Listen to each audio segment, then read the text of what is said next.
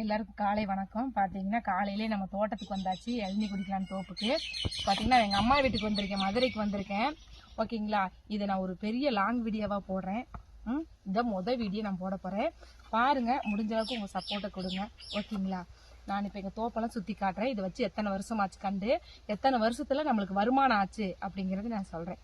ஓகேங்களா, நீ பாருங்க, ஒன் சைடு எப்படி வெட்டியிருக்கானு வெட்டி இப்படியே இந்த இந்த மரமெல்லாம் வச்சு 6 வருஷமாச்சு.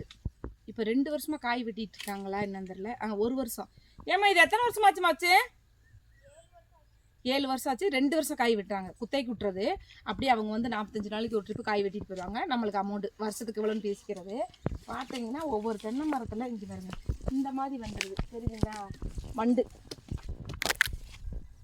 பாருங்க, மண்டே உள்ள கலவை வச்சு அடைச்சிருக்காங்க, அடைச்சுன்னு திருப்பி அந்த மாதிரி வருது. இதெல்லாம் மண் தெரியுதுங்களா? ஆனால் எதனால அப்படி வருதுன்னு தெரியல. யாராவது தென்னை விவசாயம் பண்ணிங்கன்னா சொல்லுங்கள், இது எதனால வருதுன்ட்டு. பார்த்தீங்கன்னா இந்த மோட்டரில் எல்லாமே நாங்கள் வந்து கோயம்புத்தூரில் தான் வாங்கிட்டு வந்தது. கோயம்புத்தூர் கம்பெனியில் வந்து எங்களுக்கு தெரிஞ்ச கம்பெனி ஒன்று இருக்குது, பசங்க கம்பெனி வச்சுருக்காங்க. அதில் வாங்கிட்டு வந்து சொட்டு நீர் போட்டு எல்லாம் பண்ணாங்க. தம்பி பார்த்தீங்கன்னா வச்சுட்டு வெளிநாடு போயிட்டாப்புல, அக்காவில் தான் பார்த்துட்ருக்கு. அப்படி இந்த தென்னங்கண்டெல்லாம் வச்சு கொடுத்துட்டு போயாச்சு. அவர் சிங்கப்பூரில் ஃபேமிலிக்காக தான் சம்பாதிக்கிறாரு. இருந்தாலும் இந்த விவசாயம்லாம் மைண்ட் பண்ணுறது அக்கா உள்ள மட்டும் தான் பார்த்துட்ருக்குறா. நான் சொன்னேன்ல, இங்கே வந்தாலே எப்போ பாரு வய வேலை தான் அதிகமாக இருக்குன்னு. இதெல்லாம் வெட்டணுங்க, ஏன்னா அந்த பக்கம் ஒரு பக்கம் வெட்டிக்கிட்டு இருக்கா பாருங்க. அக்கா உள்ளதான் அது. நான் இந்த லைனெல்லாம் வெட்டில, வெறும் எறும்பு. ஏன்னா புல்லை மட்டும் தனியாக வெட்டுறான்னு நானும் வெட்டுறேன். இந்த பிரண்டையை பொறிச்சிட்டு போயிடலாம் ஊருக்கு. மொசுறு தான் மாய் செருப்போட மாட்டேன். விடுமா, இந்த பரண்டையை பொறிச்சிட்டு இந்த பிடுங்கிட்டு வெட்டி விடுறேன் நான். இப்படின்னு ஏதோ ஒரு அன்னைக்கெல்லாம் இருந்தால் அன்னைக்கும் அவசரமாக ஓடிட்டோமா. எங்கடி பரண்டை சித்தி? இந்த பிரண்டை எதுக்கு யூஸ் ஆகும்? சாப்பிட நல்லா இருக்குமா? சூப்பராக இருக்கும். பிரண்டை வந்து நல்லா பசி எடுக்குங்க. பிரண்டை தொக்கு பண்ணிவிட்டு நான் உங்களுக்கு ஒரு வீடியோ போடுற பாருங்க. பிரண்டை துவையிலும் நல்லாயிருக்கும், நல்லா கொழுந்தாக இருக்குது பாருங்க. பார்த்தீங்களா, நல்லா ஃப்ரெஷ்ஷாக இருக்குது பாருங்க. இது பத்தாது, இன்னும் அந்த பக்கம் இருக்குது, போய் வெட்டிக்கலாம். கொழுந்தா பிடுங்குமா கொஞ்சம் நிறையா.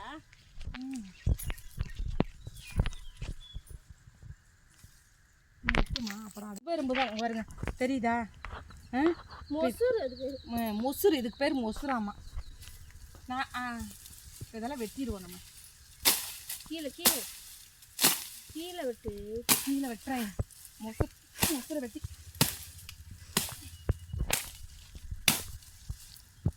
வந்தால் 10 நாளைக்கு இருந்தால் நம்ம இந்த வேலையெல்லாம் செஞ்சு கொடுத்துட்டு போகலாம். நம்ம வந்தது அவதி ஏதோ ஒரு விசேஷத்துக்கு வரோம். காலையில் ஃபங்க்ஷன்னா நைட் தங்குறோம், போயிடுறோம். ஏன்னா லீவ் இல்லை நம்மளுக்கு, அதனால தான். இல்லைன்னா வந்து ஹெல்ப் பண்ணி கொடுக்கலாம். நம்ம மக கஷ்டப்படுறாளே அப்படின்னு ஹெல்ப் பண்ணலாம். பார்த்தீங்களா, எறும்பு டக்குன்னு வெட்டிக்க. அது தீ வச்சுக்கோ. இது என்ன குச்சின்னு தெரியுங்களா? பூலாங்குச்சியில் பல்லு விளக்கிருக்கீங்களா? இப்போ நான் பல்லு விளக்க போகிறேன். என்னன்னு தெரியுங்களா? பூலாங்குச்சி வேப்பங்குச்சிலாம் பல்லு விளக்கலாம் நல்லதும்பாங்க. வேப்பங்குச்சியில் ஏதோ ஒரு பழமொழி சொல்லுவாங்க, மறந்துட்டேன். இந்த பூலாங்குச்சிக்கு பழமொழி ஒன்று சொல்கிறேன். பூலாங்குச்சியில் பல்லு விளக்குனா பூவோலகம் போத்தட்டி நம்ம பல்லு ஸ்ட்ராங்காக இருக்குமா. அப்படின்னா நம்ம மேலே நம்ம இறந்ததுக்கு அப்புறமும் அந்த பல்லு ஸ்ட்ராங்காக இருக்குமாமா, பூவோலகம் போத்தட்டி. அதுக்கு தான் பூலாங்குச்சியில் பல்லு விளக்கணுங்கிறாங்க. இப்படி தோலை உரிச்சிட்டு நல்லா மென்ற வெடிதான், மென்ன ப்ரெஸ் மாதிரி ஆயிரும். ஓகேங்களா, அவ்வளோதான். எனக்கு இப்படி ஒரு வாரம் எப்பயோ டைம் தான் கிடைக்குது. பார்த்தீங்கன்னா இந்த பக்கம் ஃபுல்லாக வயக்காடு, சரிங்களா? இந்த பக்கம் ஃபுல்லாக தண்ணி கம்மாய் தெரியுது, பார்த்தீங்களா? அது ரோடு. அந்த ரோடு அப்படியே கச்சனாம்பட்டிக்கு போகிறது. அந்த ஊரில் தான் நான் பிறந்து வளர்ந்து படித்தது எல்லாமே. நான் இன்றைக்கி தான் அந்த வேலையை போனேன்னே. நான் படித்த ஸ்கூலில் காட்டுறேன் உங்களுக்குலாம். அப்படியே பல்லு விளக்கிட்டே போகலாம் வீட்டுக்கு. நல்லா இருக்குங்க. தண்ணி கம்மாயில் தண்ணி இருந்துச்சுன்னா மழை வந்து இங்கே வரையும் நிற்கும் தண்ணி. இதெல்லாம் தண்ணியாக இருக்கும், அப்படியே பார்க்குற கடல் மாதிரி இருக்கும், அழகாக இருக்கும் தண்ணி. தண்ணி வத்திருச்சு பார்த்தீங்கன்னா, தை மாசிலாம் ஃபுல்லாக இருக்கும் தண்ணி. நல்லாயிருக்கும். ஐப்பசிலாம் ஃபுல்லாக இருக்கும், மழை காலங்களா நல்லாயிருக்கும். வாங்க சாப்பிட்லாம். இத்தனை ஐட்டம் இருந்தாலும் பழைய கஞ்சி தான் பிடிச்சிருக்கு. சாப்பிட்றதுக்கு. கறி குழம்பு சிக்கன் வறுவலுக்கு பழைய குழம்புக்கு சூப்பராக இருக்குது. இங்கே பாருங்க, சிக்கன் வறுவல், ரசம், மட்டன் குழம்பு, நான் பழைய கஞ்சி. ஆனால் மதுரை பழைய கஞ்சிக்கு ஈடே இல்லைங்க, எந்த கஞ்சியாக இருந்தாலும். வாங்க சாப்பிடலாம்.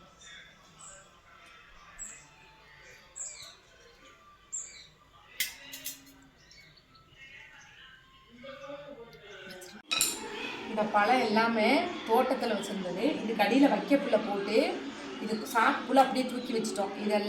இது எல்லாமே இப்போ கோயம்புத்தூர் போகுது. சரிங்களா? பழம் பாருங்க, ஒவ்வொன்றும் எப்படி கல் இல்லாத பழம் தெரியுதா? இந்த கூடைக்கடியில் வைக்கப்புல்ல, அதுக்கப்புறம் போட்டு அப்படியே ஃபுல்லாக போட்டு அரிசி சாக்கு இருக்குல்ல, அரிசி சாக்கு அப்படியே தூக்கி வச்சுட்டோம். இது எப்படி 12 கிலோ இருக்கும். இதெல்லாம் இன்னைக்கு கோயம்புத்தூர் போகுது. காலையில் கோயம்புத்தூரில் சாப்பிட்ற வேலை தான். எனக்கு தூக்கிட்டு போகிறது எனக்கு பயமாக இருக்குது. பாக்ஸ் எதுவும் இல்லை. பாக்ஸ் போட்டால் லக்கேஜ் கேட்பாங்க. நான் கொண்டு போனதில்லை பாக்ஸில், அதனால் இப்படி வச்சுக்கலான்ட்டு. நல்லா இருப்பாங்க பாருங்க மாம்பழம், டேஸ்ட் அல்டிமேட்டாக இருக்கும். இது காசா காய்ப்பாங்கள்ல, அது காசா 5 கிலோ பஸ்ஸில் தூக்கி ஏறணும்ல, அளவளவா. ஒரு வாரத்துக்கு முன்னால் சொல்லிட்டேன் வாரன்ட்டு, பறித்து பழுக்க வச்சுட்டாங்க மரத்துலேருந்து புளிங்க. இது மாங்காய், இது எங்கள் அக்காவுல மரத்துலேருந்து, நான் சொன்னால தோட்டத்தில் எங்கள் மரத்துலேருந்து பழுப்பு. இது கிலோ 20 ரூபா 30 ரூபான்னு வந்து வாங்கிட்டு போகிறாங்க. அங்கே நான் 100 ரூபா 190 ரூபா, இந்த பழம் 120 ரூபா. காசாக்காய் கோயம்புத்தூரில். பார்த்தீங்கன்னா மாம்பழம்லாம் பேக் பண்ணி நம்மளுக்கு எல்லாம் ரெடி பண்ணி கொடுத்து மதுரை மாட்டுத்தாவணியில் வந்து நம்மளுக்கு பஸ் ஏற்றி விட்டுட்டாங்க. நம்ம கிளம்பிட்டாங்க. ஆரப்பாளையம் போய் தான் நம்மளுக்கு கோயம்புத்தூர் வண்டி இருக்கும். போகிற வழியில் பார்த்தீங்கன்னா வைகாட்டில் பாருங்கள், தண்ணி ஃபுல்லாக 2 கரைக்கும் ஃபுல்லாக போகுது. அப்படியே காற்று அந்த நேர் வரப்போ அப்படியே ஜில்லுன்னு இருக்குது. வைகை தண்ணி தாங்க. ஆரப்பாளையத்துலேயே சாப்பாடெலாம் நம்மளுக்கு பேக் பண்ணி நம்மளுக்கு கொடுத்து விட்டுட்டாங்க. ஏன்னா நம்ம தனியாக போகிறனால வீட்டுக்கு போகிறதுக்கு 12 மணி ஆகும் இல்லையா, அதனால் வீட்டிலேருந்தே சாப்பாடெலாம் ரெடி பண்ணி ஒரு பாக்ஸில் போட்டு கொடுத்துட்டாங்க. பஸ்ஸில் அந்த டீ டயத்தில் எல்லாம் சாப்பிட்டாச்சு. கோயம்புத்தூர் வந்து இறங்கி அவங்க அப்பா வெயிட் பண்ணிகிட்டு இருக்காரு. நம்ம வண்டியை ஸ்டாண்ட் எடுத்துகிட்டு போயாச்சு, வெயிட் பண்ணிட்டு இருக்காரு. வீட்டுக்கு வந்தாச்சு. 11 ஆச்சு. வந்தோன்னே இங்கே 11 ஆச்சு. வந்து இறங்கினோன்னே வண்டி ஸ்டாண்டில் எடுத்து வந்தாச்சு. வந்தோன்னே கழுவிட்டு மாம்பழம், இதெல்லாம் காய், இதெல்லாம் ஊறுகாய் போடுறதுக்கு உள்ள காய், காசா காய். அவ்வளோதான் வாங்கினியாம்மா? சூப்பர். அவ்வளோதான் வாங்கினியா? பத்தலையாக வாங்க பார்த்தீங்களா?